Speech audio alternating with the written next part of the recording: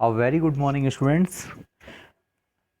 आज हम इकोनॉमिक्स में फंक्शन ऑफ स्टैटिस्टिक्स के बारे में पढ़ेंगे बच्चों। और ये जो क्लास है ये बाइलिंगुअल होगी, हिंदी मीडियम और इंग्लिश मीडियम दोनों के लिए होगी। तो हिंदी मीडियम के लिए मैं बताना चाहूँगा, ये जो कक्षा है ये सांख्यिकी के कार्य और अंग्रेजी में इसको कहेंगे फंक्शन ऑफ स्टैटिस्टिक्स को लेकर ये क्लास है जो कि हम स्टार्ट कर रहे हैं। और आपकी जो बुक है सांख्यिकी की, पेज नंबर 27 पर आपको सांख्यिकी के कार्य आपको दिए हुए हैं। और इंग्लिश मीडियम वाले बच्चे जो हैं उनको मैं बताना चाहूँगा कि सांख्यिकी कार्य को इंग्लिश में फंक्शंस ऑफ स्टैटिस्टिक्स कहा जाता है और हिंदी में सांख्यिकी कार्य कहा जाता है। मतलब इसके जो वर्क हैं, सांख्यिकी के जो वर्क हैं उसके रिगार्डिंग हम पढ़ेंगे और मैं आपको समझाऊंगा। तो इसके कार्यों को हमने पॉइंट्स में विभाजित कर रखा है, ठीक है ना। सबसे पहले जो पॉइंट है, नंबर 1 जो पॉइंट है आपका, वो है विशाल एवं जटिल तथ्यों को सरल बनाना। इंग्लिश मीडियम वाले जो बच्चे हैं इसको समझेंगे कि हम कैसे जो कॉम्प्लेक्स जो डेटा होता है, कॉम्प्लेक्स जो डेटा होता है उसको कैसे सिंपलेस्ट फॉर्म में ट्रांसफॉर्म करते हैं, कैसे उसको सिंपल फॉर्म में चेंज करते हैं। ठीक है बच्चों, तो मैं इसको रीड कर रहा हूँ और इसको समझा रहा हूँ। एक सामान्य व्यक्ति एकत्रित विशाल एवं जटिल समंकों को ना तो समझ सकता है और ना ही उनसे कोई निष्कर्ष निकाल सकता है। कहने का अर्थ ये है कि जब सर्वे होता है तो आंकड़ों का एकत्रितकरण किया जाता है, आंकड़ों को कलेक्ट किया जाता है और कलेक्ट करने के बाद उन रफ आंकड़ों को, उन सादा आंकड़ों को समझना काफ़ी मुश्किल होता है क्योंकि वो काफ़ी कॉम्प्लेक्स होता है, काफ़ी जटिल होता है। तो उन आंकड़ों को हम सारणी में या फिर हम उसको कहेंगे टैबुलेशन के फॉर्म में वर्गीकृत करते हैं, क्लासीफाई करते हैं और उसको बिंदु रेखा के माध्यम से हम व्यक्त करते हैं, जिसको हम लीनियर ग्राफ हम कहेंगे। इंग्लिश मीडियम वाले बच्चे लीनियर ग्राफ के माध्यम से हम उनको रिप्रेजेंट करते हैं। तो इस टाइप से टेंडेंसी बनाई जाती है, इस तरह से उनको रिप्रेजेंट किया जाता है कि वो समझने लायक बन सके और आसान बन सके। तो ये जो चीज़ है ये आंकड़ों का, तथ्यों का और आंकड़ों का सरलीकरण का निरूपण कहलाता है, ठीक है ना। और इनको अलग अलग तरीक़ों से इनको निरूपित किया जाता है, बताया जाता है, रिप्रेजेंट किया जाता है। तो बच्चों इसमें लिखा हुआ है केंद्रीय प्रवृत्ति की माप आदि के द्वारा। केंद्रीय प्रवृत्ति एक तरह से आपका औसत, औसत मतलब एक माध्यिका या एक मिडिल पॉइंट के जरिए हम निष्कर्ष निकाल लेते हैं। बोलते हैं ना औसतन इतने बच्चे प्रेजेंट है, औसतन जो आय है लोगों की वो इतनी है, ठीक है ना। इस टाइप से हमें आंकड़ों को समझने में आसानी होती है। जैसे कोई सर्वे होता है, ठीक है ना, जैसे कोई सर्वे होता है तो सर्वे में क्या होता है कि जैसे माने कि सर्वे लोगों की आयों को लेके होता है, तो किसी की जो आय है मासिक आय वो लाखों में है, किसी की मासिक आय हज़ारों में, किसी की मासिक आय नील है। तो इस तरह से समझना काफ़ी मुश्किल होता है। तो हम एक औसत उनका निकाल के, उनका माध्य माध्यिका या बहुलक निकाल के इस चीज़ को आसानी से समझ सकते हैं। तो ये जो चीज़ है इसको हम क्या कहेंगे बच्चों, आंकड़ों का वर्गीकरण या आंकड़ों को जटिल से सरल बनाना, ठीक है ना। जब कोई चीज़ हम औसतन बताते हैं तो वो चीज़ सरल बन जाती है, एक एवरेज के तौर पर वो सिंपल बन जाती है, ठीक है। आपको ये समझ आ गया होगा पहला पॉइंट। इसके बाद मैं आपको दूसरा पॉइंट बता रहा हूँ, तथ्यों को तुलनात्मक बनाना। तुलनात्मक बनाना जैसे कि जब हम किसी चीज़ को कंपेयर करते हैं, जब हम तुलना करते हैं एक वस्तु की दूसरी वस्तु से, तो भी वो चीज़ आसान बन जाती है और समझ आ जाती है, आसानी से समझ में आ जाती है। जैसे दो होनहार बच्चे हैं, तो अगर उनको तुलनात्मक तौर पे हम देखेंगे तो हम देखेंगे कि एक बच्चा खेल में ज़्यादा प्रभावशाली है या खेल में कुछ ज़्यादा अच्छा प्रदर्शन कर पा रहा है, और दूसरा जो व्यक्ति है या दूसरा जो आपका छात्र है वो अपने अध्ययन में, अपनी स्टडी में बहुत अच्छा कर पा रहा है। उसका जो इंटरेस्टेड सब्जेक्ट है स्टैटिस्टिक्स या फिर इकोनॉमिक्स में, उसमें बहुत अच्छा वो कर पा रहा है। इस तरह से हम तुलनात्मक तौर पे अगर हम लेते हैं तथ्यों को, तो वहाँ भी हम जो आंकड़ा हैं उनको आसानी से समझ सकते हैं। और जो इंग्लिश मीडियम वाले बच्चे हैं उनको मैं इंग्लिश में इसको कन्वर्ट करके बता रहा हूँ कि जो फैक्ट्स हैं उनको कंपेरेटिव बनाना, फैक्ट्स को कंपेरेटिव बनाना, उनको कंपेयर करके समझना, ठीक है ना, ज़्यादा आसान में होता है। और इसी पॉइंट को मैं थोड़ा पढ़ के आपको इसके अंदर का कंटेंट जो है उसको भी समझाता हूँ। तथ्यों को तुलनात्मक अध्ययन हेतु तैयार करना, भी सांख्यिकी का एक महत्वपूर्ण कार्य है। तुलनात्मक अध्ययन का यह कार्य सांख्यिकी की विभिन्न रीतियाँ ही संभव बनाती हैं। मतलब जो रीतियों से मतलब है कि जैसे इंडेक्स जो हम पढ़ते हैं, आपने पढ़ा होगा लास्ट ईयर 10th में भी पढ़ा होगा, लिविंग इंडेक्स पढ़ा होगा, ठीक है ना, आपने महंगाई को लेके पढ़ा होगा।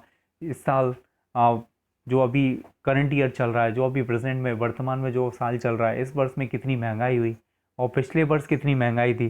तो ये एक तरह से क्या है, तुलनात्मक तौर पे, कॉम्पिटिटिव तौर पे हम तुलना करके चीज़ों को समझने की कोशिश कर रहे हैं, ठीक है ना। जो सरकार जो नियम बनाते हैं, जो नई पॉलिसीज नई नीतियाँ लेके आती हैं, तो उनमें उनसे और पुरानी नीतियों को कंपेयर करते हैं तो हम देखते हैं कि जो लोग हैं, जो पब्लिक है, उनके लिए कितना ज़्यादा वेलफेयर वाला काम हुआ है, कितना ज़्यादा कल्याण में काम हुआ है। तो ये जो सेकंड पॉइंट है, ये तुलनात्मक तौर पर हम इसको समझ सकते हैं चीज़ों को लेके, ठीक है। आप भी देख सकते हैं कि अपने आप को भी आप कंपेयर कर सकते हैं। जैसे कि आप जब 10th में थे तब आप कितने नॉलेजेबल थे, तब आप कितने परिपक्व थे, और अभी जब 11th में आ गए तो आप कितने परिपक्व बन गए। तो ये भी एक तरह के तुलनात्मक तौर पे आप अपना खुद का मूल्यांकन कर रहे हैं या खुद का एवोल्यूशन कर रहे हैं बच्चों, ठीक है। इसके बाद तीसरा जो पॉइंट है वो है नीति निर्माण में सहायता देना। नीति निर्माण मतलब एक तरह से जो पॉलिसीज़ बनाई जाती हैं, ठीक है ना, उनमें भी ये जो तथ्य हैं, जो आपके सांख्यिकी के जो आंकड़े हैं, ये भी प्रयोग में लाए जाते हैं, इनका भी यूज़ किया जाता है, क्योंकि इन्हीं को आधार रखकर कोई भी पॉलिसी बनाई जाती है। जैसे कि अभी जो नई शिक्षा नीति बनी हुई है, तो कहीं ना कहीं पुराने आंकड़ों को देखते हुए और उनको देखते हुए और क्या बदलाव के साथ हम कुछ नया कर सकते हैं और बेहतर कर सकते हैं, तो इस तरह से नई पॉलिसीज़ बनाई गई है। और इसके अंदर जो चीज़ें हैं मैं उनको भी आपको बताऊंगा। सांख्यिकी का एक प्रमुख कार्य विभिन्न आर्थिक, सामाजिक तथा राजनीतिक नीतियों के निर्माण में सहायता प्रदान करना है। तो हमारी कंट्री में इंग्लिश मीडियम वाले बच्चों को मैं बताना चाहूँगा, स्टैटिस्टिक्स के अंदर जो आपका इकोनॉमिकल, सोशल और पॉलिटिकल जो पॉलिसीज़ का फॉर्मेशन करना होता है ना, तो उसके बारे में भी हमें जो एक बेस है वो किससे मिलता है, स्टैटिस्टिक्स से मिलता है, सांख्यिकी से मिलता है। देश की व्यापार नीति, मूल्य कर नीति आदि का निर्धारण एकत्रित समकों का विश्लेषण करके ही संभव होता है। हमारे पास जो डेटा इकट्ठा होता है उनका एनालिसिस हम करते हैं। एनालिसिस करने के बाद फिर हम किसी एक पर्टिकुलर पॉइंट तक पहुंचते हैं, उसके बाद फिर हम पॉलिसीज़ बनाते हैं। हमारी गवर्नमेंट पॉलिसीज़ बनाती है। गवर्नमेंट ऐसे ही पॉलिसीज़ नहीं बना देती है, वो पुराने डेटा को ऑब्जर्व करती है, फिर उसका एनालिसिस करती है, उसके बाद वो जो न्यू पॉलिसीज़ है उसको इम्प्लीमेंट करती है, उसको लेकर आती है और वो हम तक पहुंचती है। जैसे कि आपने 2019 में जो एक एक्ट बना हुआ था, CAA के बारे में पढ़ा होगा। CAA क्या होता है? CAA सबसे पहले मैं आपको पूछना चाहूँगा आपसे, CAA क्या होता है? आपके माइंड में क्लिक हुआ होगा, ये काफ़ी न्यूज़ में था प्रीवियस ईयर 2019 में। तो मैं आपको बताऊंगा CAA का जो पूरा फुल फॉर्म है वो है सिटीजन अमेंडमेंट एक्ट, जो कि 2019 in the month of December pass हुआ था। ठीक है बच्चों, ये क्लियर हो गया होगा। इसके बाद में आपको अगला जो पॉइंट है, कॉम्पिटिटिव पॉइंट है, वो है अनुमान लगाना। हम किसी भी चीज़ का ऐसे ही एजप्शन नहीं कर लेते हैं, ठीक है ना। जैसे कि अभी आप एजप्शन कर रहे हैं कि जो गोल्ड है, सोना है, उसका रेट लगातार बढ़ता जा रहा है, तो आप ऐसा एजप्शन करके हम चल रहे हैं कि आगे फ्यूचर में अपकमिंग मंथ में भी उसके रेट बढ़ने के आसार हैं, चांसेस हैं, क्योंकि अभी इंपोर्ट बंद हो गया, क्योंकि गोल्ड का हमारी कंट्री में काफ़ी इंपोर्ट हुआ करता है, और अभी जिस तरह से कंडीशंस लगी हुई है उस तरह से इंपोर्ट पूरी तरह से बंद है। तो हम एडजस्टन लगा सकते हैं कि हाँ, कि प्राइजेस में बढ़ोतरी होना है, ग्रोथ होना है। इसके अंदर जो पॉइंट जो लिखा हुआ है कंटेंट, उसको भी मैं बताना चाहूँगा। सांख्यिकी रीतियाँ जैसे अंतर्गण, बाह्यगणन आदि की सहायता से वर्तमान तथ्यों का विश्लेषण किया जाता है, वरन भविष्य का अनुमान भी लगाया जा सकता है, कि भविष्य का अनुमान भी लगाया जा सकता है, अनुमान लगाना, ठीक है, ये भी क्लियर होगा। इसके बाद मैं आपको 9th पॉइंट बताऊंगा, वैज्ञानिक नियमों की सत्यता की जांच। जो साइंटिफिक जो रूल्स बने हुए हैं उनको भी हम चेक कर सकते हैं, ठीक है ना, स्टैटिस्टिक्स की हेल्प से चेक कर सकते हैं, क्योंकि हमारे पास जो डेटा होता है वो डेटा जो वैज्ञानिक जो थ्योरी है, जो नियम बनाए गए हैं, उनके आधार पर भी उनको मैच किया जाता है, और उससे भी मैच करने के बाद उसके समान रखकर उनको समझा जाता है। तो इस चीज़ से भी हम स्टैटिस्टिक्स का जो कार्य है, सांख्यिकी के जो कार्य है, उनको समझ सकते हैं, ठीक है। तो ये मैंने आपको सरल भाषा में ये 5-6 पॉइंट्स मैंने आपको समझाए हुए हैं। एक बार वो मैं आपको बता देता हूँ कि इसके अंदर जो कंटेंट है वो आप समझिए, उसको समझ विकसित करके आप अपने आप से लिखिएगा, ठीक है। और जो मेन पॉइंट्स हैं उनको आप याद रखिएगा, जैसे कि विशाल एवं जटिल तथ्यों को सरल बनाना। इंग्लिश मीडियम वाले बच्चों को बताना चाहूँगा, जो कॉम्प्लेक्स फैक्ट्स होते हैं ना उनको सिंपल करना, सिंपल फॉर्म में ट्रांसफॉर्म करना।